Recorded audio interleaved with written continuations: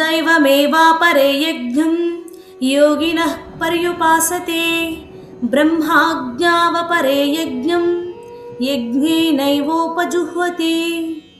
పద అర్థం చూద్దాం రండి. దైవం ఏవ అపరే యజ్ఞం, కొందరు దేవతలను ఆరాధించే యజ్ఞం చేస్తారు.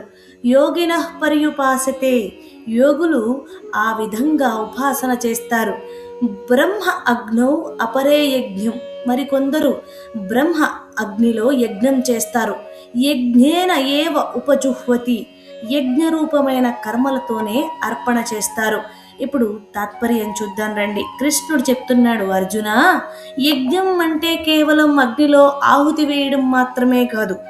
మనుషులు తమ స్థాయిని బట్టి వివిధ రకాలుగా యజ్ఞాన్ని ఆచరిస్తారు. కొంతమంది దేవతలను ఆరాధిస్తూ పూజలు హోమాలు చేస్తూ యజ్ఞం చేస్తారు. అది కూడా ఒక మార్గమే అర్జున. మరొకరు ఇంకా లోతైన దృష్టితో చూస్తారు. వారు బాహ్య యజ్ఞం చేయరు, తమలోనే ఉన్న జ్ఞానాగ్నిలో తమ కర్మలను సమర్పిస్తారు. వారి ప్రతి పని ఒక యజ్ఞంలా మారుతుంది. అర్జున, మార్గాలు వేరు అయినా లక్ష్యం ఒక్కటే.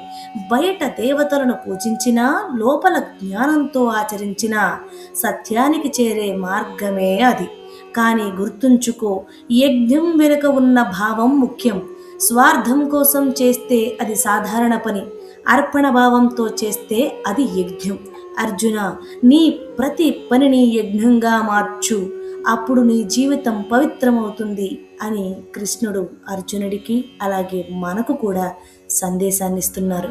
హరే కృష్ణ.